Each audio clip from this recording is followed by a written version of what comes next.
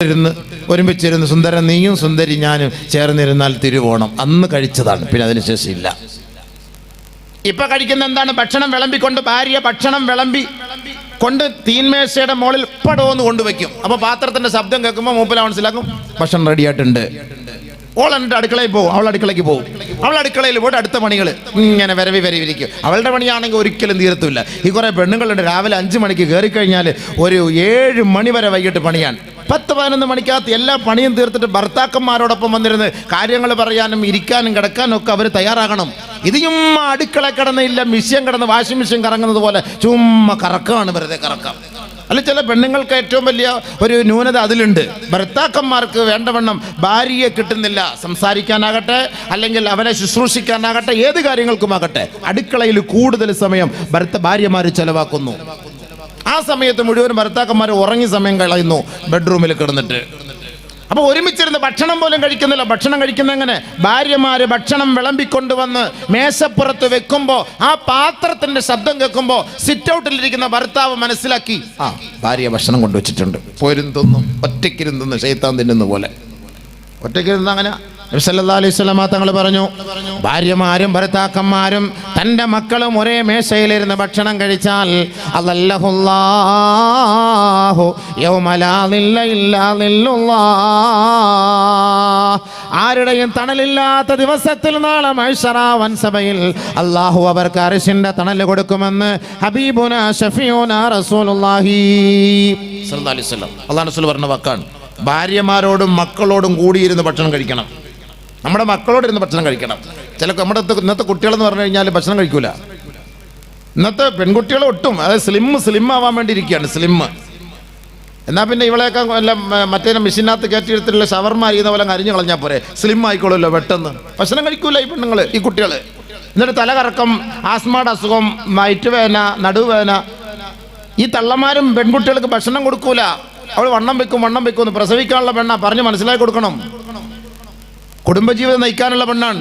ഇപ്പൊ കഴിക്കുന്ന ഭക്ഷണമേ പിന്നീട് അതുകൊണ്ട് ഗുണമുണ്ടാവുകയുള്ളൂ. പിന്നീട് കുറെ ചമ്പക്ക ചാടിയിട്ട് പിന്നെ കുറെ കോഴിക്കാലും അൽഫാമും ഷവർമായും ഒക്കെ തിന്നു കഴിഞ്ഞാൽ ഒന്നാമതേ കോഴി ഇറച്ചി ഇന്ന് കോഴിയുടെ സ്വഭാവം തന്നെയാണ്. നമ്മുടെ പെണ്ണുങ്ങൾക്കും ആണുങ്ങൾക്കും അല്ല, അങ്ങോട്ട് തിരിച്ചിട്ട് അങ്ങോട്ട് കിടക്കും, ഇങ്ങോട്ട് എടുത്തിട്ട് ഇങ്ങനെ കിടക്കും. പണ്ടൊക്കെ ഒരു കോഴി ഇറക്കണമെങ്കിൽ നമ്മൾ കൈയും കാലൊക്കെ പിടിച്ച് കെട്ടി വെള്ളമൊക്കെ കൊടുത്ത് എന്ത് ത്യാഗം ചെയ്ത് അറുത്തിട്ടാലും പടപട കടന്നോടും. ഇന്നത്തെ സാധനം ഏതെങ്കിലും പ്ലാസ്റ്റിക് കോഴി കെട്ടിയ ചരിത്രം ഉണ്ടോ? അള്ളാഹുവേ, അതെടുത്ത് അവിടെ വെച്ചാൽ അവിടെ ഇരുന്നോളാം, അസർ വരെ അനങ്ങി പോരെന്ന് പറഞ്ഞാൽ അസർ വരെ അവിടെ ഇരുന്നോളാം സാധനം. ഇത് തിന്ന കുട്ടികളെ നമ്മുടെ കുട്ടികൾ ഈ ബൊമ്മട്ടയുടെ കൂട്ടിരിക്കുന്ന സാധനങ്ങൾ ഇങ്ങോട്ട് എടുത്ത് വെച്ചാൽ അങ്ങനെ ഇരിക്കും, ഇങ്ങോട്ട് എടുത്ത് വെച്ചാൽ അങ്ങനെ ഇരിക്കും. ഒരു കാശിന് ഇവനെ കൊണ്ടുകൊള്ളുമല്ല സംഭവം. അങ്ങനത്തെ സാധനങ്ങളാണ്. അതുകൊണ്ട് കുട്ടികളെ ഒരേപോലെ ഇരുത്തി നമ്മൾ ഭക്ഷണം കഴിപ്പിക്കണം. വാപ്പാണ് പഠിപ്പിച്ചു കൊടുക്കണം. നമ്മളെ കഴിക്ക്, നീ കഴിക്ക്, കുറച്ചുകൂടെ കഴിക്ക്. വാപ്പ കുറച്ച് കയ്യിലൊക്കെ ഇട്ട് കുഴച്ച് അങ്ങോട്ട് ഇട്ട് കൊടുക്കണം. ഭാര്യയ്ക്കും അങ്ങോട്ട് ഇട്ട് കൊടുക്കണം.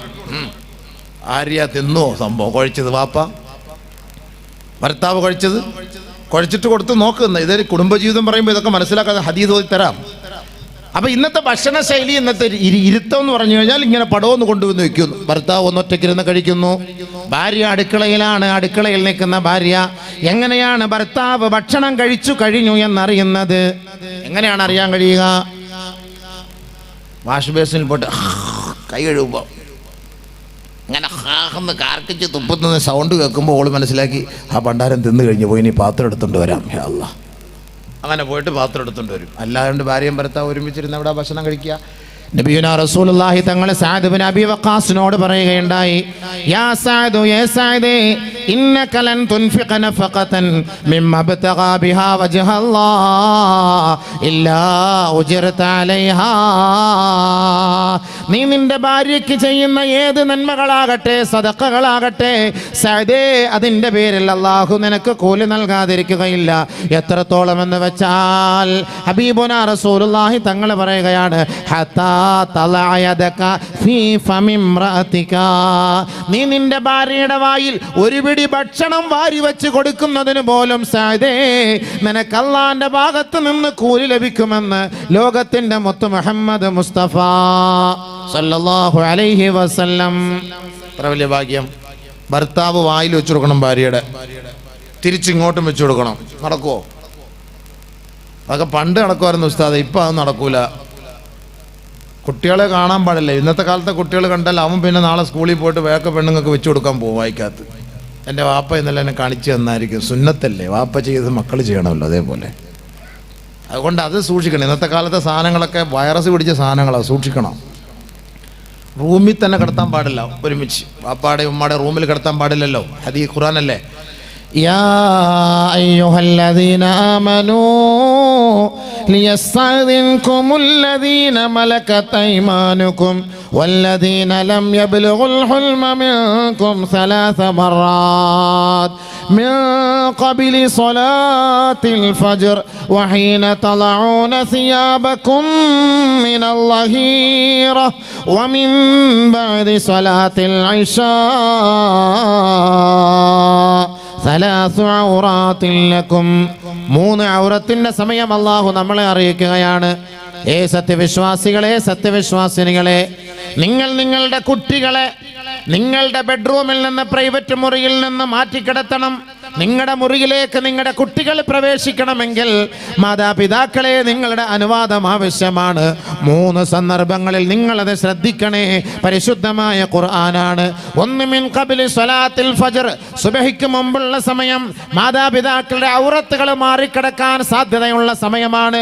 ആ സമയത്ത് വകതിരിവില്ലാത്ത കുട്ടികൾ പോലും നിങ്ങളുടെ ബെഡ്റൂമിലേക്ക് കടന്നു വരുന്ന സമയത്ത് മാതാവിൻ്റെയോ പിതാവിൻ്റെയോ ഉപ്പയുടെയോ ഉമ്മയുടെയോ ഔറത്ത് തുറന്നു കിടന്നാൽ 3, 4, 5 വയസ്സായ കുട്ടികൾക്ക് പോലും അത് മനസ്സിലാക്കാൻ കഴിയും, അറിയാൻ പറ്റും. എൻ്റെ വാപ്പിച്ച അൺഡ്രോയിഡ് ഇട്ടുകൊണ്ട് ഇന്നലെ കിടന്ന് അയ്യേ എൻ്റെ വാപ്പിച്ചയുടെ കണ്ടെന്ന് പറഞ്ഞു. കുട്ടികൾ നാളെ എവിടെ ചർച്ച ചെയ്യുന്നറിയോ? സ്കൂളിൽ പോയിട്ട് ചർച്ച ചെയ്യും. ഖുർആൻ പറഞ്ഞ വാക്കാണ്, ഖുർആൻ വെറുതെ പറയില്ലല്ലോ. അതുകൊണ്ട് ബെഡ്റൂം പൂട്ടിയിടുക, ലോക്ക് ചെയ്യുക. കുട്ടികൾ വന്ന് രാവിലെ മൂത്രമൊഴിക്കാൻ വേണ്ടിയിട്ട് എങ്ങോട്ടാണ് കുട്ടികൾ വരിക? ഉമ്മാൻ്റെ ഉപ്പാൻ്റെ റൂമിലേക്കാണ് കടന്നു വരിക. അപ്പോൾ ആ ഡോറ് തട്ടുമ്പോൾ നമ്മൾ തുറന്നു കൊടുക്കുക, ഔറത്തും ഭാഗമൊക്കെ ശ്രദ്ധിച്ചിട്ട്. അതുകൊണ്ടാണ് ഖുർആൻ പറഞ്ഞത് സുബഹിക്ക് മുമ്പ് ബോധമില്ലാത്ത സമയമാണ്. അതുകൊണ്ടാണല്ലോ സുബഹി നമുക്ക് ഖളായി പോകുന്നത്. കൂടുതൽ ഉറക്കം വരുന്ന സമയം സുബഹിക്ക് മുമ്പുള്ള സമയമാണ്. അതേപോലെയാണ് ഈ ആക്സിഡൻ്റ് ഒക്കെ സംഭവിക്കുന്നത്. രാവിലെ ഉറക്കം ഒഴിക്കും, വണ്ടി ഇങ്ങനെ ഓടിച്ച് രാവിലെ ആകുമ്പോഴേ ഉറക്കം വരിക. അപ്പം അതുകൊണ്ട് ആ സമയത്ത് നമുക്ക് ബോധമില്ലാത്ത സമയമാണ്. അതുകൊണ്ട് നമ്മളത് ശ്രദ്ധിക്കണമെന്ന് ഖുർആൻ പറയുന്നു. മധ്യാഹ്ന സമയത്ത്, ഉച്ചയ്ക്ക് നമ്മൾ റെസ്റ്റ് എടുക്കും. വീട്ടിൽ സ്കൂളിൽ കുട്ടികളൊക്കെ പോയിട്ടിരിക്കുന്ന സമയത്ത് ഭാര്യയും ഭർത്താവ് കടയൊക്കെ അടച്ചിട്ട് കുറച്ച് സമയം, അതിന് ഉച്ചയ്ക്ക് ആരും ഇല്ലല്ലോ, മാർക്കറ്റിൽ ആരുമില്ല, ഒരു 2 മണി മുതൽ ഒരു 4 മണി വരെ നമുക്ക് കുറച്ച് റെസ്റ്റ് ആക്കാമല്ലോ എന്ന് പറഞ്ഞിട്ട് ഇങ്ങനെ അങ്ങോട്ട് 2 പേരും മാർബിളിട്ട തറയിൽ ഇങ്ങനെ കിടക്കുക. തണുപ്പ് കിട്ടും, നല്ല അടിയിൽ നിന്ന് തണുപ്പ് കയറൂല്ലേ. ആ സമയത്തായിരിക്കും ഫയർ എഞ്ചിൻ വരുന്ന പോലെ കുട്ടികളൊക്കെ വരുന്നത്. ഇന്നത്തെ സ്കൂളെന്നൊക്കെ പറഞ്ഞു കഴിഞ്ഞാൽ 5 മണി വരെ 3 മണി വരെ ഒന്നുമില്ല, ഏത് സമയത്തും വിടാം. അപ്പം ഭാര്യയും ഭർത്താവും ധരിച്ചത് എന്താണ്? കുട്ടികളിപ്പോൾ വരൂലല്ലോ എന്ന് കരുതിയിട്ട് അങ്ങനെ എങ്ങാനും ഔറത്തുകൾ തുറന്ന അവസ്ഥയിൽ നിങ്ങൾ കിടന്നാൽ അത് ശ്രദ്ധിക്കണം. നിങ്ങൾ ലോക്ക് ചെയ്യാതെ, മുറിയുടെ ഡോറടയ്ക്കാതെ നിങ്ങൾ കിടന്നുറങ്ങരുത്.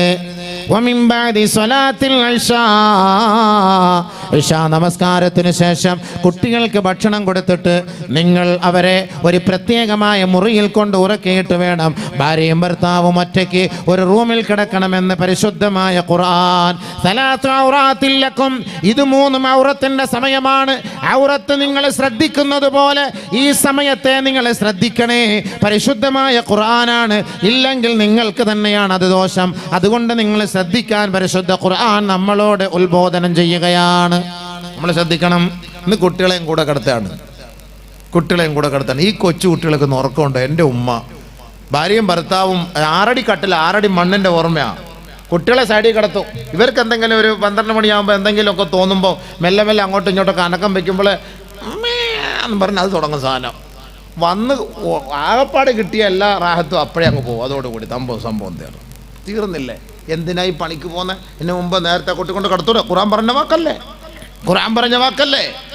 അതിനെ വിപരീതമായിട്ട് ചെയ്തുകൊണ്ടല്ല അങ്ങനെ സംഭവിക്കുന്നത്. അതുകൊണ്ട് ഒരിക്കലും അത് പാടില്ല. അതേപോലെ തന്നെയാണ് നബിയുനാ റസൂലുള്ളാഹി തങ്ങൾ പറയുകയാണ്, 9 വയസ്സായ പെൺകുട്ടിയെ ഉപ്പാന്റെ മുറിയിൽ കിടത്തരുത്, 9 വയസ്സായ ആൺകുട്ടിയെ ഉമ്മാന്റെ മുറിയിൽ കിടത്തരുത്. നമ്മുടെ സ്വന്തം മക്കളാണ്, പറഞ്ഞിട്ട് കാര്യമില്ല. ഹബീബുനാ റസൂലുള്ളാഹി തങ്ങളുടെ വാക്കാണ്, ഫർരിഖു അൻ മളാജിഇഹിം, അവരുടെ കിടക്കയിൽ നിന്ന് അവരെ മാറ്റി കിടത്തണേ. ഹബീബുനാ ഷഫീഉനാ റസൂലുള്ളാഹി സ്വല്ലല്ലാഹു അലൈഹി വസല്ലം. 10 വയസ്സായ 9 വയസ്സായ പെൺകുട്ടികളെ ഉപ്പാൻ്റെ ഒപ്പം കിടക്കരുത്. ഇന്നത്തെ എത്രയോ അച്ഛൻ മകളെ പീഡിപ്പിച്ചു. പത്രത്തിൽ വന്നിരിക്കല്ലേ? 1000 വർഷങ്ങൾക്ക് മുമ്പ് ഹബീബായ തങ്ങൾ പഠിപ്പിച്ച പ്രഖ്യാപനം. ഈ വർത്തമാന കാലഘട്ടത്തിൽ നേരിട്ട് നമ്മൾ അനുഭവിച്ചു കൊണ്ടിരിക്കുന്ന സത്യമാണ്. അള്ളാഹുവിന്റെ റസൂലിന് തെറ്റുപറ്റിയിട്ടില്ല സഹോദരങ്ങളെ. സ്വന്തം മകൾ എന്ന പോലെ ചിന്ത പോലുമില്ലാതെ മൃഗീയമായ നിലയിൽ സ്വന്തം മകളെ, സ്വന്തം ബീജത്തിൽ ജനിച്ച പൊന്നുമകളെ പോലും മൃഗീയമായ നിലയിൽ അവളുടെ മാനത്തിന് ഹാനി വരുത്തുന്ന മൃഗങ്ങൾ ഈ ലോകത്ത് തഴച്ചു വാഴുമ്പോ ഹബീബന റസൂലുള്ളാഹി തങ്ങൾ പറഞ്ഞത് എത്ര യാഥാർത്ഥ്യമാണ്, എത്ര യാഥാർത്ഥ്യമാണ്. പ്രവാചകന്റെ വാക്കുകൾ പുലർന്നുകൊണ്ടിരിക്കുകയാണ്. നിങ്ങളുടെ പ്രായപൂർത്തിയായതും പ്രായപൂർത്തിയെത്താറായതുമായ ആൺ പെൺകുട്ടികളെ മാതാപിതാക്കളുടെ കിടക്കയിൽ നിന്ന്, കിടപ്പറയിൽ നിന്ന് അവരെ ഒറ്റയ്ക്ക് മാറ്റിക്കിടത്തേണമേ. നബിയുനാ ഷഫീഉനാ റസൂലുള്ളാഹി സ്വല്ലല്ലാഹു അലൈഹി വസല്ലം. ചില വീടുകളിൽ ആങ്ങളെയും പെങ്ങളെയും കിടത്ത് ഒറ്റയ്ക്ക് പാടില്ല. ആങ്ങളെയും പെങ്ങളല്ലേ ഹബീബെ, അതൊക്കെ പോയി, കാലങ്ങളൊക്കെ പോയി. ആങ്ങള പെങ്ങളെന്നൊക്കെ ഉള്ള കാലം അതൊക്കെ പോയി സംഭവം. എന്ത് ആങ്ങളെ, എന്ത് പെങ്ങള്, എത്ര ചരിത്രം പറഞ്ഞു തരണോ? എന്തെല്ലാം ചെറിയ ചെറിയ ഒരുപാട് സംഭവങ്ങളും അനുഭവങ്ങളും എൻ്റെ മുന്നിലുണ്ട്. പക്ഷേ അത് പറയുന്നത് ശരിയല്ലാത്തതുകൊണ്ട് എനിക്കതങ്ങനെ പരസ്യമായിട്ട് പറയാൻ പറ്റുന്നില്ല. അതുകൊണ്ട് ആങ്ങളെയാണ് പെങ്ങളെയാണെന്നും പെങ്ങളെന്നും പറഞ്ഞിട്ടൊന്നും കാര്യമൊന്നുമില്ല. അതൊന്നും പറഞ്ഞിട്ടേ കാര്യമില്ല. ചില വീടുകളിലൊക്കെ പോകുമ്പോൾ ഈ വിനീതം കണ്ടിട്ടുണ്ട്. പ്രായപൂർത്തിയെത്തിയ ആങ്ങളെയും പെങ്ങളെയും ഒരേ മുറിയിൽ കിടക്കുന്നു, അവർ രണ്ടുപേരും ഒരേ കട്ടിൽ കിടക്കുന്നു. ഞാൻ അവരെ വാപ്പായും ഉമ്മയും വിളിച്ചിട്ട് സഹായിച്ചിട്ടുണ്ട്. അത് പാടില്ല. അത് ഉമ്മയോടൊപ്പം അവൾ പോയി കിടക്കട്ടെ, അവളെ ഉമ്മയോടൊപ്പം കിടത്ത്, ഉപ്പയോടൊപ്പം അവനും പോയി കിടക്കട്ടെ, അല്ലെങ്കിൽ ആ വേറെ റൂമിൽ പോയി കിടക്കട്ടെ. ഇപ്പൊ നിങ്ങൾ ചോദിക്കും, അപ്പോൾ ഉപ്പക്കും ഉമ്മക്കും ഒറ്റയ്ക്ക് കിടക്കണ്ടേ? എന്നാ ഞാൻ പറഞ്ഞ സമയം, അതിനൊക്കെ സമയം നമ്മൾ കണ്ടെത്തണം. അല്ലെങ്കിൽ പിന്നെ ആങ്ങളെയും പെങ്ങളെയും ഒരു റൂമിൽ കിടത്താൻ പാടില്ല. അത് ഒരു വാപ്പയും ഒരു ഉമ്മയും ഒറ്റയ്ക്കിരിക്കരുതെന്ന് നബി തങ്ങൾ പഠിപ്പിച്ചില്ലേ? ആയിഷ ബീവിയോടൊപ്പം ഒറ്റയ്ക്കിരുന്ന അബൂബക്കർ സിദ്ദീഖ് റളിയല്ലാഹു അൻഹു നോക്കിയിട്ട് ശൈത്താനെ സൂക്ഷിക്കണേ, പിശാചിനെ സൂക്ഷിക്കണേ എന്ന് പറഞ്ഞില്ലേ? എന്തിനത്? അവർക്കിടയിൽ അങ്ങനെ സംഭവിക്കുമോ? ഇല്ല. ഈ കാലഘട്ടത്തെ നോക്കിക്കൊണ്ട് പ്രവാചകൻ പറഞ്ഞ വാക്കാത്. ഇയ്യാക വൽ ഖൽവത ബിന്നിസാ, അന്യസ്ത്രീയുമായി ഒറ്റയ്ക്ക് നീ ഇരിക്കരുതേ. അന്യസ്ത്രീ എന്നൊക്കെ പറയുമ്പോൾ നമുക്ക് അത് അന്നാണ് അന്യസ്ത്രീ എന്നൊക്കെയുള്ള ചിന്ത ഉണ്ടാവുക. ഇപ്പൊ സ്ത്രീ തന്നെയാണ്. നമ്മളത് അർത്ഥം വെക്കുമ്പോൾ അന്യസ്ത്രീ എന്ന് പറയാ. നബിതങ്ങൾ പറഞ്ഞ വാക്കെന്താ? സ്ത്രീകളുമായി നിങ്ങൾ ഒറ്റയ്ക്കിരിക്കുന്നത് സൂക്ഷിക്കണേ. വല്ലദീ നഫ്സു മുഹമ്മദിൻ ബിയദി, എൻ്റെ ആത്മാവ് ഏതൊരു റബ്ബിന്റെ കൈകളിലാണോ ആ റബ്ബിനെ തന്നെയാണ് സത്യം. ഇല്ലാ വസാലിസുഹും അശ്ശൈത്താൻ, മൂന്നാമനായി അവർക്കിടയിലേക്ക് കടന്നു വരുന്നത് പിശാചാണ്. ഹബീബുനാ റസൂലുള്ളാഹി സ്വല്ലല്ലാഹു അലൈഹി വസല്ലം. സത്യമാണ്. സത്യം. അല്ലാഹുവിന്റെ റസൂൽ തെറ്റുപറ്റിയിട്ടില്ല. ഹബീബേ, മകനും മാതാവും തമ്മിലുള്ള ലൈംഗിക ബന്ധം, ഉപ്പയും മകളും തമ്മിലുള്ള ലൈംഗിക ബന്ധം, ആങ്ങളെയും പെങ്ങളും തമ്മിലുള്ള ലൈംഗിക ബന്ധം ഇഷ്ടം പോലെ. എന്തിനാ ഞാൻ പറയുന്നത്? നിങ്ങളുടെ കൈകളിലാണല്ലോ മൊബൈലുള്ളത്. എല്ലാ വാർത്താ മീഡിയകളും മാധ്യമങ്ങളും നിങ്ങളുടെ കൈകളിലാണ്. നിങ്ങൾക്ക് പിന്നെ അടിച്ചു നോക്കിയാൽ കാണാവുന്ന സത്യങ്ങളാണല്ലോ ഇതെല്ലാം. എന്നും വന്നുകൊണ്ടിരിക്കുന്ന വാർത്തകളാണല്ലോ. ഇത് മനസ്സിലാക്കിക്കൊണ്ട് തന്നെയാണ് ആദരവായ റസൂലുള്ളാഹി സ്വല്ലല്ലാഹു അലൈഹി വസല്ലം തങ്ങൾ നേരത്തെ ഇതിനെക്കുറിച്ച് നമ്മളോട് പഠിപ്പിച്ചു തന്നത് കൊണ്ട് തന്നെയാണ്. നിങ്ങൾ സൂക്ഷിക്കണം. ഭാര്യയും ഭർത്താവും ഉറങ്ങുന്ന സമയത്ത് നമ്മളത് ശ്രദ്ധിക്കണം. അപ്പൊ ഞാൻ പറഞ്ഞു വന്നത്, അക്മലുൽ മുഅ്മിനീന ഈമാനാ അഹ്സനുഹും ഖുലുഖാ, നിങ്ങളിൽ ഏറ്റവും സൂക്ഷ്മശാലിയായ, ഏറ്റവും പരിപൂർണ ഈമാനുള്ള ഭർത്താവാരാണ്? അഹ്സനുഹും ഖുലുഖാ, തന്റെ ഭാര്യയോട് ഏറ്റവും നല്ല നിലയിൽ വർത്തിക്കുന്നവനാണ്. ഖിയാറുക്കും ലിനിസാഇഹിം, നിങ്ങളിൽ ശ്രേഷ്ഠൻ, നിങ്ങളിൽ ഉത്തമൻ നിങ്ങളുടെ ഭാര്യമാരോടൊപ്പം, നിങ്ങളുടെ കുടുംബിനികളോടൊപ്പം ഏറ്റവും നല്ലത് വർത്തിക്കുന്നവനാണ് നിങ്ങളിൽ ഉത്തമൻ. നബിയുനാ റസൂലുള്ളാഹി. നമ്മുടെ ഭാര്യയോടൊപ്പം നല്ല നിലയിൽ ആരാണോ വർത്തിക്കുന്നത് അവനാണ് ഉത്തമൻ എന്നാണ് നബി തങ്ങൾ പഠിപ്പിച്ചത്. അതല്ലാതെ വലിയൊരു ശേഖനെ നോക്കിയിട്ടല്ല, വലിയൊരു ഉസ്താദിനെ നോക്കിയിട്ടല്ല. തൻ്റെ ഭാര്യയോടൊപ്പം നല്ല നിലയിൽ പ്രവർത്തിക്കുന്നവനാണ് ഉത്തമനായ മനുഷ്യൻ. അക്മലുൽ മുഅ്മിനീന ഈമാന, ഈമാൻ പരിപൂർണമായവൻ, വിശ്വാസം പൂർണ്ണതയിലെത്തിയവൻ തൻ്റെ ഭാര്യയോടൊപ്പം നല്ല നിലയിൽ വർത്തിക്കുന്നവനാണ്. അപ്പൊ അതിന്റെ അർത്ഥം എന്താ? അത് ഇച്ചിരി ബുദ്ധിമുട്ടുള്ള കാര്യമാണ് എന്നാണ് അതിന്റെ അർത്ഥം. ഇല്ലേ ഉസ്താദേ? അത് ഇച്ചിരി ബുദ്ധിമുട്ടുള്ള കാര്യമാണ്. അല്ലെങ്കിൽ നബിതങ്ങൾ അങ്ങനെ പറയേണ്ട കാര്യമില്ലല്ലോ. തൻ്റെ ഭാര്യയോടൊപ്പം നല്ല നിലയിൽ വർത്തിക്കുന്നവനാണ് മുഅ്മിനായവൻ എന്ന് നബിതങ്ങൾ പഠിപ്പിക്കുമ്പോൾ അത് ഇത്തിരി ഇടങ്ങേറുള്ള വിഷയമാണെന്ന് മനസ്സിലായി. അതുകൊണ്ട് തന്നെ നബിതങ്ങൾ അങ്ങനെ പറഞ്ഞത്. അതിന് ബഹുമാനപ്പെട്ട ഉലമാക്കൾ വിശദീകരണം നൽകുകയാണ്. ലൈസ ഹുസ്നുൽ ഖുൽഖി കഫുൽ അദാ അൻഹാ ബൽ ഇഹ്തിമാലുൽ അദാ മിൻഹാ. ഹുസ്നുൽ ഖുൽഖ്, സൽസ്വഭാവം എന്ന് പറഞ്ഞാൽ തൻ്റെ ഭാര്യയ്ക്ക് ഭക്ഷണം കൊടുക്കലല്ല, ചെലവിന് കൊടുക്കലല്ല, വീട് വെച്ച് കൊടുക്കലല്ല. പിന്നെന്താ? ഇതിക്കുള്ളെന്തോണോ? അവൾക്ക് കൃത്യസമയത്ത് ബാങ്കിൽ പണം വരുന്നുണ്ട്, അവൾക്ക് നല്ല വീടുണ്ട്, AC ഉണ്ടെന്ന് പറഞ്ഞാൽ AC വെച്ച് കൊടുത്തിട്ടുണ്ട്, അവൾക്ക് വണ്ടി വെച്ചിട്ടുണ്ട്, വണ്ടിയോടൊപ്പം ഒരു ഹൗസ് ഡ്രൈവറേയും വെച്ച് കൊടുത്തിട്ടുണ്ട്. പിന്നെ ഒന്നും വേണ്ടല്ലോ, എൻ്റെ ആവശ്യം ഇല്ലല്ലോ, പിന്നെ അതുവരെ വെച്ച് കൊടുത്തിരിക്കുകയാണ്.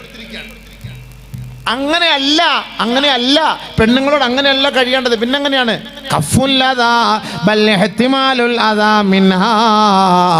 ഭാര്യമാര് എടങ്ങേറ് ചെയ്താൽ അത് നീ സഹിക്കലാണ് പരിപൂർണമായ ഈമാനിന്റെ ഉടമയെന്ന് ഹബീബുന ഷഫീഉന റസൂലുള്ളാഹി. മനസ്സിലായോ എന്താ പറഞ്ഞേ? ഭാര്യ എടങ്ങേറാക്കിയാൽ അത് സഹിക്കണോ? നമ്മൾ മിണ്ടാണ്ടിരുന്നോണോ? രണ്ടടി അടിച്ച തടവിട്ട് ഇങ്ങനെ ഇരിക്കരുത്, ഇപ്പുറത്തും കിട്ടും ചിലപ്പോൾ ഒരെണ്ണം. നേരെ ഇരുന്നോണോ? ഭാര്യയുടെ ഇടങ്ങേറ് നമ്മൾ സഹിക്കണമെന്ന്. ഈമാന്റെ ലക്ഷണം അതാണ്. എന്നെ കൊണ്ട് സാധിക്കോ അബീവ? ഞാൻ ഇത്രയും പ്രസംഗിച്ചാലോ ഓൾ എന്തെങ്കിലും കാണിച്ച് എന്നെ കൊണ്ട് അടങ്ങിയിരിക്കുക എന്നെ കൊണ്ട് കഴിയില്ല. സംഭവം ശരിയല്ല, ഈമാനൊക്കെ സംഭവം ശരി തന്നെയാണ്. സ്ഥാനം പറ്റുമോ? നടക്കുന്ന ആരെയാണോ? എന്തായിരിക്കും അല്ലേ പ്രസിഡന്റ്? അല്ലേ ബുദ്ധിമുട്ടല്ലേ? എന്തെങ്കിലുമൊക്കെ ദേഷ്യപ്പെടുമ്പോൾ നമ്മളെന്തെങ്കിലും പറഞ്ഞു പോകൂലേ? ചിലപ്പോൾ അടിയും കൊടുത്തെന്ന് വരാം. നബി സല്ലല്ലാഹു അലൈഹി വസല്ലം തങ്ങൾക്കിടയിൽ ഭാര്യമാർക്കിടയിൽ പ്രശ്നങ്ങൾ ഉണ്ടായിട്ടുണ്ടല്ലോ. وَدَفَعَتْ عَائِشَةُ رَضِيَ اللَّهُ تَعَالَى عَنْهَا فِي صَدْرِ رَسُولِ اللَّهِ صَلَّى اللَّهُ عَلَيْهِ وسلم. ഒരിക്കൽ ആയിഷ ബീബി നബി തങ്ങളുടെ നെഞ്ചിൽ ഒരു കുത്തു വെച്ചു കൊടുത്തു. ഫസബറത്ഹാ ഉമ്മുഹാ, തന്റെ ഉമ്മ അടുത്തിരിപ്പുണ്ട്, ഉമ്മ റഹ്മാൻ അടുത്തിരിപ്പുണ്ട്. ഫസബറത്ഹാ ഉമ്മുഹാ, ശകാരിച്ചു. നീ ആരെ അടിച്ചത്? എടി പെണ്ണെ, നീ ആരെ അടിച്ചത്? അമ്മായി അമ്മ അടുത്തിരുന്നിട്ട് പറയാണ്, നബിതങ്ങളെ അടിച്ചവള് വെറുതെ കേട്ടോ, ഒരു ചുമ്മാ ഒരു കുത്ത് അങ്ങനെയൊക്കെ ഉണ്ടല്ലോ, അല്ലാതെ ഞാൻ കൊൻഫൂല്ല ഇടിയൊന്നും അല്ല അടിച്ചത്. ചുമ്മാ വെറുതെ ഭാര്യ ഭർത്താക്കന്മാർ അങ്ങോട്ടും ഇങ്ങോട്ടും എന്തെങ്കിലുമൊക്കെ ദേഷ്യപ്പെടുമ്പം ഇങ്ങനെ ഒരു തോണ്ടൽ ഇങ്ങനെ കൊടുക്കൂലേ, സംഭവം സ്വാഭാവികമായിട്ടുള്ള അല്ല. ദേഷ്യം അത് ആ ദേഷ്യം വരുന്ന സമയത്ത് ആ ശൈത്താൻ്റെ ഒരു പണിയാണത്. അതല്ലാതെ ഇടിച്ച് കൊല്ലണമെന്നുള്ള നിയത്തിലല്ല. വടിയായി പോയാൽ പിന്നെ എനിക്കാരാ ഉള്ളത്? അതല്ലേലും പെണ്ണുങ്ങൾ അങ്ങനെ തന്നെയാണ്. ഭാര്യമാർ ഭർത്താക്കന്മാർ മരിക്കുമ്പോൾ അടുത്തിരുന്ന് കറിയുന്ന എനിക്കിനി ആരാണോ എന്നെ രണ്ടാം കെട്ടാൻ വരുന്നത് ഇനി ആരാണോ എന്നാണ് അതിൻ്റെ അർത്ഥം. കരയുമ്പോൾ ശ്രദ്ധിച്ചോണം, വെറുതെ അർത്ഥത്തോടു കൂടി അവർ കറിയുള്ളൂ, അല്ലാതെ കറിയില്ല സംഭവം. എന്നെ ഇനി രണ്ടാമത് കെട്ടാൻ വരുന്ന ആരാണോ എന്നുള്ളതാണ് അടുത്ത ചോദ്യം. അപ്പം അതുകൊണ്ട് ബഹുമാനപ്പെട്ട നബീന റസൂലുള്ളാഹി തങ്ങളുടെ നെഞ്ചിൽ ഇങ്ങനെ ഒരു കുത്തിയപ്പോൾ ബഹുമാനപ്പെട്ട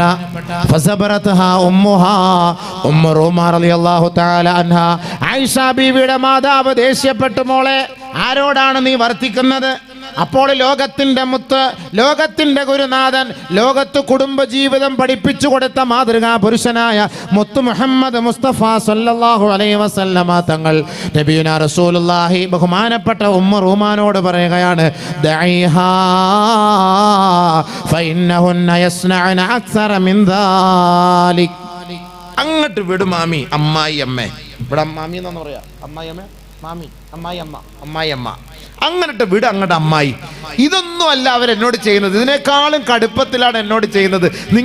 ഇപ്പോഴല്ലേ കണ്ടുള്ളൂ, നിങ്ങൾ ഇപ്പോഴല്ലേ കണ്ടത്. ഇതൊന്നുമല്ല എന്നോട് അവർ ചെയ്യുന്നത്, ഇതിനേക്കാളും കടുത്തത് എന്നോട് ചെയ്യുന്നുണ്ട് എന്ന് ബഹുമാനപ്പെട്ട റസൂലുള്ളാഹി സ്വല്ലല്ലാഹു അലൈഹി വസല്ലം തങ്ങൾ പറഞ്ഞ് അവിടെ ആയിഷ ബീവിക്ക് സപ്പോർട്ട് ചെയ്യുകയാണ് ചെയ്തത്. മനസ്സിലായോ? ആയിഷ ബീവിക്ക് ഭാര്യയ്ക്ക് സപ്പോർട്ട് ചെയ്തു. നബി സല്ലല്ലാഹു അലൈഹി വസല്ലമ തങ്ങൾ അതായിരുന്നു കുടുംബജീവിതത്തിൽ ഭാര്യയോടുള്ള ഉത്തരവാദിത്തം പരിപൂർണമായി നിറവേറ്റിയവരായിരുന്നു. മഹദിയായ ആയിഷ റളിയല്ലാഹു തആല അൻഹ ഇടയ്ക്കിടയ്ക്ക് ദേഷ്യം വരുമ്പോൾ അല്ലാഹുവിന്റെ റസൂലിന്റെ മുഖത്ത് നോക്കി പറയുമായിരുന്നു. ഹബീബായ തങ്ങളുടെ മുഖത്ത് നോക്കിയിട്ട് ദേഷ്യം വരുമ്പോൾ പറയും, അന്നക തസ്അമു അന്നക റസൂലുള്ളാഹ്. ഓ, നിങ്ങൾക്കൊരു ധാരണ ഉണ്ട് കേട്ടോ, നിങ്ങൾ വലിയ റസൂലാണെന്നൊരു ധാരണ ഉണ്ട് കേട്ടോ. നമ്മുടെ എങ്ങാനും മുഖത്ത് നോക്കിയിട്ട് പെണ്ണുങ്ങൾ പറഞ്ഞാലുണ്ട് അവളുടെ പല്ലും എല്ലാം കാണും വായിക്കാത്ത. നിങ്ങൾ വലിയ കുടുംബക്കാരനാണ്, വലിയ പൈസക്കാരനാണെന്നുള്ളത് വലിയ പവറും പത്രാസും ഒന്നും എൻ്റെ മുന്നിൽ കാണിക്കണ്ട കേട്ടോ എന്നങ്ങാണെന്ന് പറഞ്ഞു നോക്കാം. നമ്മുടെ ഭാര്യ നമ്മുടെ മുഖത്ത് നോക്കിയിട്ട് എന്തായിരിക്കും രംഗം?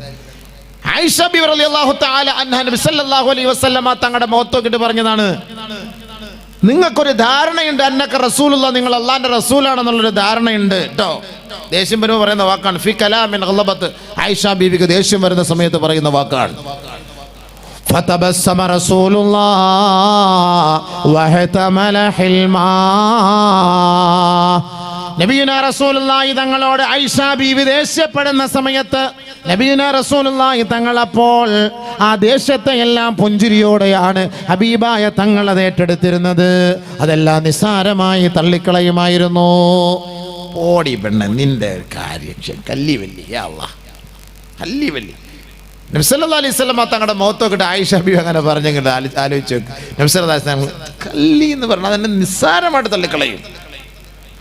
ഒരിക്കൽ ബഹുമാനപ്പെട്ട നബിയുനാ റസൂലുള്ളാഹി തങ്ങളുടെ ഹളറത്തിൽ ഇരുന്നു കൊണ്ട് ആയിഷ റളിയല്ലാഹു അൻഹ ശബ്ദമുയർത്തി സംസാരിക്കുകയാണ്. കണ്ടോ ഭാര്യമാർ ഭർത്താക്കന്മാരുടെ മുന്നിൽ ശബ്ദമുയർത്തി സംസാരിക്കാൻ പാടില്ല. ഖദീജ റളിയല്ലാഹു തആല അന്നയുടെ ഒരു സംഭവം ഞാൻ പറഞ്ഞു തരാം. മഹദിയായ ഖദീജ നബിയുനാ റസൂലുള്ളാഹി തങ്ങളുടെ പ്രഥമ ഭാര്യയാണ്. അല്ലാഹുവിന്റെ റസൂൽ എത്ര ഭാര്യമാരുണ്ട്? അതുകൊണ്ടാണ് ഈ ലൈവ് ഒന്നും കൊടുക്കരുത് പറഞ്ഞത്. കാരണം നമ്മൾ ഇതൊക്കെ പറയുമ്പോൾ 12 ഭാര്യമാരുണ്ടെന്നൊക്കെ പറയുമ്പോൾ ചില ആളുകൾക്ക് പിടിക്കില്ല. അരിയസിൻ്റെ അസുഖമുള്ളമാരെല്ലാം ഇന്ത്യ രാജ്യത്തിലില്ലേ? 12 എണ്ണം ഉണ്ടോ? നബിതങ്ങൾക്ക് 12 ഉള്ളൂ, ബാക്കിയുള്ളമാർക്ക് ലക്ഷങ്ങളാണ് എൻ്റെ കണക്കുകൾ പറഞ്ഞാൽ. അത് നമ്മൾ ചരിത്രം പറയുന്നതല്ലോ. അപ്പോൾ നമ്മളിതൊക്കെ ഈ കാര്യങ്ങളൊക്കെ പറയുമ്പോൾ ചില ആളുകൾ കുറച്ചൊരു മുന്നോട്ടിരിക്കും. ഉസ്താദേ ശരിയല്ലേ? സംഭവം ശരിയല്ലേ? അങ്ങനെയല്ലേ? നമ്മളിതിപ്പോൾ 12 ഭാര്യമാരെന്നൊക്കെ പറയുമ്പോഴേക്കും ഇതെന്താ സംഭവം? ഇത് നാറാണത്ത് ഭ്രാന്തനാണെന്ന് ചോദിച്ചാളേ. അതുകൊണ്ടാണ് ഈ ലൈവ് ഒന്നും കൊടുത്തു കഴിഞ്ഞാൽ നമുക്ക് സ്വതന്ത്രമായ കാര്യം പറയാൻ പറ്റില്ല. എന്തിന് ലൈവ്? 40-40 പേര് അവിടെ ഇവിടെയൊക്കെ ഇരുന്ന് കാണാൻ വേണ്ടി ലൈവ് കൊടുക്കേണ്ട കാര്യം എന്ത്? നമുക്കെന്തെങ്കിലും പച്ചയ്ക്ക് വിഷയങ്ങൾ പറയണമെങ്കിൽ ഇതൊന്നും ഇല്ലാതിരിക്കണം. എന്നാലേ നമുക്ക് ഇവിടെ നമുക്ക് നിങ്ങൾ വിളിച്ചത് അഴീക്കോട് പ്രസംഗിക്കാനല്ലേ? അഴീക്കോട്ടുകാർ കേട്ടാൽ മതി. ദുബായ്ക്കാരന് കേൾക്കണമെങ്കിൽ ഞാൻ ദുബായി പോകുന്നുണ്ട് പ്രസംഗിക്കാൻ. ഞാൻ അവിടെ പോയി അവർക്ക് പ്രസംഗിച്ചു കൊടുത്തോളല്ലോ. ചൈന വരെ പോയി, മലേഷ്യയിൽ പോയി, ഇനിയിപ്പോൾ ഇന്തോനേഷ്യയിൽ പോകാൻ പോവാം ഇൻഷാ അല്ലാഹ്. ഇതിപ്പോൾ വലിയ കാര്യമാണ്. 40 പേര് അവിടെ ഇവിടെയൊക്കെ കുത്തി നോക്കിക്കൊണ്ടിരിക്കും. അതിന് വേണ്ടിയിട്ട് നമ്മൾ ഇവിടുന്ന് ലൈവ് ഉണ്ടാക്കി നമുക്കൊന്നും പറയാനും പറ്റില്ല. സംഭവം എല്ലാം പറയുന്നതൊക്കെ അടുത്ത സമയത്ത് 2-3 വിഷയം പറഞ്ഞതൊക്കെ പിന്നെ മീഡിയയിലിട്ട് എടങ്ങറാക്കി കളഞ്ഞു. ഹദീസുകളൊക്കെ വെറും നികൃഷ്ടമായ നിലയിൽ അതിനെ ചർച്ച ചെയ്യുമ്പോൾ നമുക്കത് മാനസികമായിട്ട് വിഷമമുണ്ടാവും. അതുകൊണ്ടാണ് ഇത് വേണ്ടെന്ന് പറയുന്നത്. പിന്നെ വീട്ടിലിരുന്ന് കേൾക്കും അബീവേ, എല്ലാണ്ണം വീട്ടിലിരുന്ന് പുരയിലിരുന്ന് കേൾക്കും. ഇവിടെ ഇങ്ങോട്ട് വരൂലല്ലോ.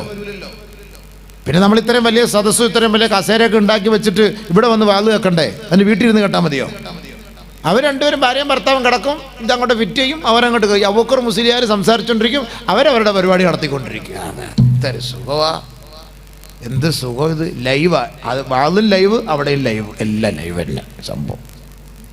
അതിൻ്റെ ആവശ്യമില്ല. ഇവിടെ വരുന്നവർക്ക് ഇൽമു പറഞ്ഞു കൊടുക്കുക, അതാണ് വേണ്ടത്. അതുകൊണ്ട് ഞാനിപ്പോൾ എല്ലായിടും നിർത്തിയ സ്പെഷ്യൽ ബ്രാഞ്ചിൽ നിന്ന് വരെ വിളിച്ച് എന്നെ ചോദിച്ചു ഈ വിഷയവുമായിട്ട് ബന്ധപ്പെട്ട്. അതുകൊണ്ടാണ് അത് വേണ്ട എന്ന് പറഞ്ഞത് കേട്ടോ. അതിലൊക്കെ അർത്ഥമുണ്ട് സംഭവം. പോട്ടെ. നബി സല്ലല്ലാഹു അലൈഹി വസല്ലം തങ്ങളുടെ ഭാര്യമാരെ കുറിച്ചൊന്ന് അറിഞ്ഞിരിക്കണം. അതിനുവേണ്ടി പറഞ്ഞാണ്. 12 ഭാര്യമാരുണ്ട്. ഹബീബുനാ റസൂലുള്ളാഹി സ്വല്ലല്ലാഹു അലൈഹി വസല്ലം തങ്ങളുടെ പ്രഥമ ഭാര്യ ഖദീജത്ത് ബിൻത് ഖുവൈലിദ് റളിയല്ലാഹു അൻഹാ. 6 പേര് ഖുറൈശി പെണ്ണുങ്ങളാണ്. ഖുറൈശി എന്ന് പറഞ്ഞാൽ തറവാടിത്തുള്ളവർ, വലിയ കുടുംബത്തിൽ. ഇന്നത്തെ കാലഘട്ടത്തിൽ ഉണ്ടായിരുന്നെങ്കിൽ ഇന്ന് പിന്നെ മറ്റേ റേഞ്ച് റോവർ കാറൊക്കെ കിട്ടിയേനെ നിബിതങ്ങൾക്ക്. അത്രയ്ക്കും വലിയ കുടുംബത്തിലുള്ള, അതാണ് വലിയ കുടുംബക്കാർ, ഖുറൈശി കുടുംബം. നമ്മളൊക്കെ നാട്ടിൽ ഇച്ചിരി കിവർ മുത്തക്കബിരിങ്ങളൊക്കെ ഉണ്ടെങ്കിൽ പറയും ഉസ്താദെ അവിടെ സംസാരിക്കില്ല, അവൻ വലിയ ഖുറൈശി കുടുംബത്തിൽപ്പെട്ടവനെന്ന് പറയും. അങ്ങനെ കിബറന്മാർ, അതിൽ ഇച്ചിരി വലിയ പവറുള്ളവർ എന്നാണ് അതിൻ്റെ അർത്ഥം, ഖുറൈശികൾ. അതിൽ 6 പെണ്ണുങ്ങൾ, 6 നബി സല്ലല്ലാഹു അലൈഹി വസല്ലം ഭാര്യമാർ ഖുറൈശികളായിരുന്നു. ബഹുമാനപ്പെട്ട ഖദീജത്ത് ബിൻത് ഖുവൈലിദ് റളിയല്ലാഹു തആല അൻഹാ, സൗദ ബിൻത് സമഅ റളിയല്ലാഹു തആല അൻഹാ, ബഹുമാനപ്പെട്ട ആയിഷ ബിൻത് അബീ ബക്കർ റളിയല്ലാഹു തആല അൻഹാ, ബഹുമാനപ്പെട്ട ഹഫ്സ ബിൻത് ഉമർ റളിയല്ലാഹു തആല അൻഹാ, ഉമ്മു സലമ റളിയല്ലാഹു തആല അൻഹാ, ഉമ്മു ഹബീബ റളിയല്ലാഹു തആല അൻഹാ, റൈഹാന ബിൻത് സയ്യിദ് ബിൻ അംർ. നബി സല്ലല്ലാഹു അലൈഹി വസല്ലമ തങ്ങൾ ഉമ്മു ഹബീബക്ക് റംല എന്ന മറ്റൊരു പേരുണ്ട്. അങ്ങനെ ഈ 6 ഭാര്യമാർ നബി സല്ലല്ലാഹു അലൈഹി വസല്ലമ തങ്ങളുടെ ഖുറൈശികളിൽ നിന്നുള്ളവരാണ്. 6 പേർ. 4 പേർ അറബി പെണ്ണുങ്ങളാണ്, അറബികളാണ്, വലിയ തറവാട്ടുകാരൊന്നും അല്ല. സൈനബ് ബിൻത് ജഹ്ഷ് റളിയല്ലാഹു തആല അൻഹാ, ജുവൈരിയ ബിൻത് ഖുസൈമ റളിയല്ലാഹു തആല അൻഹാ, സൈനബ് ബിൻത് ഹാരിസ് റളിയല്ലാഹു തആല അൻഹാ, മൈമൂന ബിൻത് ഖുസൈമ, മൈമൂന ബിൻതുൽ ഹാരിസ് റളിയല്ലാഹു തആല അൻഹാ. അങ്ങനെ 4 പേര് ബഹുമാനപ്പെട്ട നബി സല്ലല്ലാഹു അലൈഹി വസല്ലം തങ്ങൾ ഭാര്യമാരാണ്. പക്ഷേ അത് അറബികളാണ്, വലിയ കുറുമ്പക്കാരോ തറവാട്ടുകാരോ അല്ല, സാധാ അറബി പെണ്ണുങ്ങളാണ്. ഒരാൾ, അപ്പോൾ 6 4 10 ഒരാള് ബഹുമാനപ്പെട്ട സഫിയ ബിൻത് ഹുയൈ മിൻ ബനി ഇസ്രായീൽ, ഇസ്രായേലിൽ നിന്ന് നബി സല്ലല്ലാഹു അലൈഹി വസല്ലം തങ്ങൾ പെണ്ണ് കെട്ടിയിട്ടുണ്ട്. അതാണ് സൗദികൾക്ക് ഇപ്പോൾ ഇസ്രായേലോടുള്ള ബന്ധം. അത് അങ്ങനെയാണല്ലോ വരുള്ളൂ സംഭവം. ഫലസ്തീനുമായിട്ട് ട്രംപ് പോയപ്പം യേശുക്രിസ്തുവായിട്ട് സൽമാൻ രാജാവ് മക്കയിലിരിപ്പുണ്ട്. സംഭവം മക്കയിലും കൊണ്ട് ഫിറ്റ് ചെയ്യാതിരുന്ന അള്ളാഹു കാത്ത് കൊള്ളാം. ഖിയാമത്ത് നാളിൽ അടയാളം വന്നു തുടങ്ങി, പാശ്ചാത്യവൽക്കരിക്കപ്പെടുകയാണ്. നഊദു ബില്ലാഹ്. എല്ലാവരും ദുആ ചെയ്യണം കാര്യമായിട്ട് കേട്ടോ, കാര്യമായിട്ട് ദുആ ചെയ്യണം. അള്ളാഹു കാത്തുരക്ഷിക്കുമാറാകട്ടെ. എന്തുമാകട്ടെ, ബഹുമാനമുള്ള സഹോദരങ്ങളെ, സഫിയ ബിൻത് ഹുയൈ റളിയല്ലാഹു തആല അൻഹ മിൻ ബനി ഇസ്രായീൽ, ബനു ഇസ്രായേലിൽ നിന്ന് സഫിയ റളിയല്ലാഹു തആല നബി സല്ലല്ലാഹു അലൈഹി വസല്ലം തങ്ങളുടെ ആയിഷ റളിയല്ലാഹു തആല ജൂതപ്പെണ്ണാണ്, ജൂതവർഗത്തിൽപ്പെട്ടതാണല്ലോ. നബി സല്ലല്ലാഹു അലൈഹി വസല്ലം തങ്ങളുടെ ഭാര്യ ആയിഷ ബീവി ഇടയ്ക്കിടയ്ക്ക് ഇവരെ കളിയാക്കും, ജൂതപ്പെണ്ണേ കണ്ടോ, പെണ്ണുങ്ങളുടെ കുശുമ്പ് കണ്ടോ, കുറുമ്പ് കണ്ടോ, പെണ്ണുങ്ങളുടെ അസൂയ എന്ന് പറഞ്ഞ സാധനം ഇന്നല്ല, അഴീക്കോട്ടുകാരികൾക്ക് മാത്രമല്ല അറബി പെണ്ണുങ്ങൾക്ക് പോലും ഉണ്ടായിരുന്നു. ഏറ്റവും വലിയ തെളിവായത് ഇടയ്ക്കിടയ്ക്ക് ബഹുമാനപ്പെട്ട സഫിയ റളിയല്ലാഹു തആല അൻഹയെ നോക്കിയിട്ട് ആയിഷ റളിയല്ലാഹു തആല അൻഹ ജൂതന്റെ മോളെ എന്ന് പറഞ്ഞിട്ട് കളിയാക്കും. അങ്ങനെ കളിയാക്കുമ്പോൾ മഹദിയായ സഫിയ റളിയല്ലാഹു അൻഹ നബിയുനാ റസൂലുള്ളാഹി തങ്ങളുടെ ഹളറത്തിലേക്ക് കടന്നു വന്ന് ആ പരാതി ബോധിപ്പിക്കുകയാണ്. നമ്മുടെയൊക്കെ കുടുംബത്തിൽ നാത്തുമാര് നമ്മുടെ ഭാര്യമാരെ കളിയാക്കുകയോ കുറ്റം പറയുകയോ ചെയ്യുമ്പോൾ നമ്മളുടെ അരികിലേക്ക് വന്ന് നമ്മുടെ ഭാര്യമാര് പരാതി പറയുമ്പോൾ നമ്മൾ സമാശ്വസിപ്പിക്കണം അവളെ. അതിൻ്റെ ഏറ്റവും വലിയ തെളിവാണ് ഞാനിപ്പോൾ ഈ പറയാൻ പോകുന്നത്. നാത്തൂൻ പോലും നമ്മുടെ കുടുംബത്തിലുണ്ട്. ഭർത്താവിൻ്റെ പെങ്ങന്മാർ, നാത്തൂൻ എന്നല്ലേ പറയാ അല്ലേ, ഭർത്താവിൻ്റെ പെങ്ങള്. അപ്പോൾ അവർ തമ്മിൽ എന്തെങ്കിലുമൊക്കെ പ്രശ്നങ്ങളാവുമ്പോൾ രാത്രിയാകുമ്പോൾ ഒരു നാത്തൂവിൻ്റെ സാധനം അവൾക്ക് അവളുടെ വീട്ടിൽ പോയിക്കൂടെ, ഇവിടെ വന്ന് കിടക്കുന്ന എന്തിനാ ഞാൻ ഇടങ്ങിറക്കണം, ഒരു തേങ്ങ ഒന്ന് തരുമെന്ന് പറഞ്ഞപ്പോൾ അവളെ കൊണ്ട് അത് പറ്റില്ല ഇത് പറ്റില്ല ഒന്നും എല്ലാം ഞാൻ ഉണ്ടാക്കി കൊടുക്കണം, നിങ്ങളങ്ങ് വെച്ചോണ്ടിരുന്നോ പറഞ്ഞിട്ടുണ്ട്. കുലുക്കും ഒരു കാലത്തൊക്കെ തലങ്ങണി എടുത്ത് പിടിച്ച് അങ്ങോട്ട് വിളിച്ചാൽ മാറി ഒറ്റക്കടത്ത തീർന്നു. ഒരാഴ്ച നമ്മൾ പട്ടിണിയായി, രാത്രി പട്ടിണിയായി പോയി, സംഭവം പോയി. എന്തിനായി പണിക്കൊക്കെ പോണത്? അപ്പം നാം പറഞ്ഞേ, എടി കദീഷു എന്താ നിനക്ക് പ്രശ്നം? സോപ്പിടണം അപ്പോൾ നമ്മളവളെ ഭാര്യയെ വെറുപ്പിക്കാൻ പാടില്ലല്ലോ. ഏറ്റവും വലിയ തെളിവാണിത്. സഫിയ റളിയല്ലാഹു തആല അൻഹ നബി സല്ലല്ലാഹു അലൈഹി വസല്ലം തങ്ങളോട് പറഞ്ഞു, നബിയെ ആയിഷ എന്നെ ഇങ്ങനെയൊക്കെ പറയുന്നു, ജൂതപ്പെണ്ണിൻ്റെ മോളാണ് എന്നെ ആയിഷക്ക. അല്ലാഹുവിന്റെ റസൂൽ സല്ലല്ലാഹു അലൈഹി വസല്ലം തങ്ങൾ സഫിയ ബീവിയെ വിളിച്ചിരുത്തിയിട്ട് സമാശ്വസിപ്പിച്ചു. സഫിയയെ ആയിഷയെക്കാൾ നിനക്ക് 3 ഗുണങ്ങളാണുള്ളത്. എന്താ സംഭവം? ആയിഷയെക്കാൾ നിനക്ക് 3 ഗുണങ്ങളാണുള്ളത്. ഒന്ന്, നീ ഒരു പ്രവാചകന്റെ മകളാണ്, ഒരു പ്രവാചകന്റെ സഹോദരിയാണ്, ഒരു പ്രവാചകന്റെ ഭാര്യയാണ്. 3 പരമ്പരയാണ് നിനക്കുള്ളത്. ബഹുമാനപ്പെട്ട മൂസാ നബി അലൈഹിസ്സലാത്തു വസ്സലാമിന്റെ പിതൃത്വത്തിൽ നിന്നാണ് നീ ജന്മമെടുത്തത്. ആ ഒരു പാരമ്പര്യം നിനക്കുണ്ട് സഫിയ. നിന്റെ സഹോദരൻ ഹാറൂനാണ്, അതും ഒരു പ്രവാചകനാണ്. അതേപോലെ നിന്റെ ഭർത്താവ് ലോകത്തിന്റെ നേതാവ് മുത്ത് മുഹമ്മദ് മുസ്തഫ സല്ലല്ലാഹു അലൈഹി വസല്ലമ തങ്ങളാണ്. അങ്ങനെ 3 പ്രവാചകന്മാർ അടങ്ങിയ ഒരു പെണ്ണാണ് നീ. അതുകൊണ്ട് സഫിയ, അറിവില്ലാത്ത വിവരമില്ലാത്ത ആയിഷ പറയുന്നത് നീ ഒരു കാര്യമായി എടുക്കരുതേ സഫിയ. ഭയങ്കര സന്തോഷം. 3 പ്രവാചകൻ. അതാ നമ്മുടെ പെണ്ണുങ്ങൾക്ക് നമ്മുടെ കുടുംബത്തിൻ്റെ ചില സംഭവങ്ങളൊന്നും അറിയില്ല, മന്ദങ്ങളാണ് സംഭവം. 20 വയസ്സ് എപ്പോഴും കുറവാണ് സാധനത്തിന്. അതന്നെ ഞങ്ങൾ പറഞ്ഞ മക്കളല്ലേ നാക്കിസാത്ത് മക്കളെന്ന്. 20 വയസ്സ് എപ്പോഴും കുറവാണ് ഈ സാധനത്തിന്. എന്തെല്ലാം നന്മകൾ നിന്റെ വാപ്പ ചെയ്തിട്ടുണ്ട്, അത് ഇതൊന്നും അറിയില്ല സംഭവം. ഭർത്താവ് ചെയ്ത് ഇതൊന്നും അറിയില്ല സംഭവം. അപ്പോൾ ഇത് പറഞ്ഞപ്പോഴത്തേക്ക് സഫിയ ബീക്ക് ഭയങ്കര സന്തോഷമായി. അൽഹംദുലില്ലാ. പക്ഷേ അവരെപ്പോഴും പിന്നെ ദേഷ്യപ്പെട്ടിരുന്നിട്ടില്ല കേട്ടോ. നമ്മൾ ഈ നാത്തൂൻ പോലെ ഖിയാമത്ത് നാൾ വരെ നാത്തൂൻ തന്നെയാണ്. അടിയോടടിയും വഴക്ക് വിഷം കലക്കി കൊടുത്തോളയും പാലിനകത്ത്. അള്ളാഹ് കാത്ത് രക്ഷിക്കട്ടെ.